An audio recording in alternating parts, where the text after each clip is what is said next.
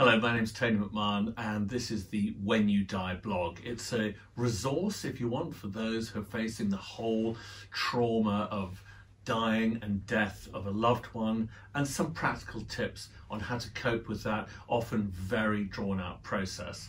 Now, what I wanted to talk to you today about was when your loved one is basically sliding into the first stages of dementia. They may still be living at home, they may be getting home care, they're not in a care home yet. And your concern will be basically how to keep their marbles going. And you may be aware of things like memory caths and all these sort of things that are designed to keep people in the early stages of dementia from sliding the whole way. Now, unfortunately, at some point they will slide. They will end up needing professional care, but you can keep people as alert and as healthy as possible, mentally healthy as possible, for as long as possible. Now, a tool that I used with my father that I think worked very well was getting an Ancestry.com website, an Ancestry.com account, on their website. This may seem unusual, but family trees, family history, genealogy is a great way to engage an older person. I mean, apart from anything else, if you are interested in your family tree at a later date and your loved one is then deceased, you'll be kicking yourself that you didn't ask them lots of questions about the family in the past.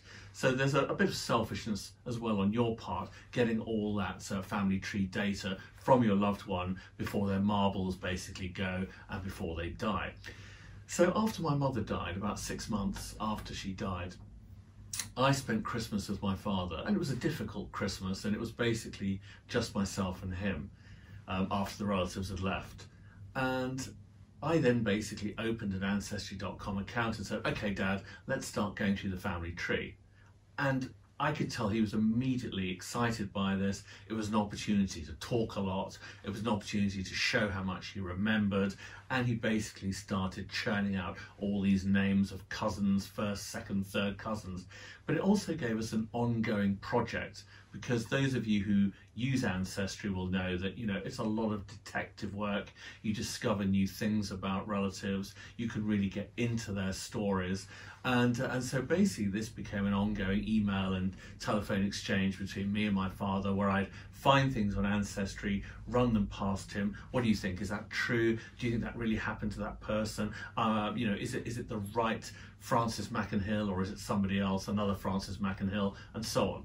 Anyway, it kept him going. He was very engaged until eventually he went into a care home, and gradually his ability to keep up with our detective work on Ancestry.com started to slip.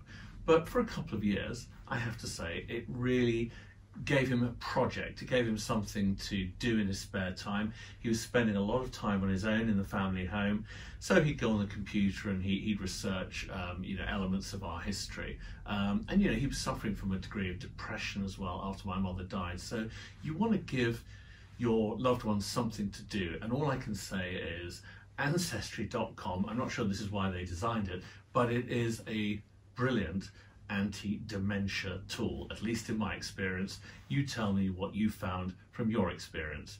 Until next time, thanks a lot and goodbye.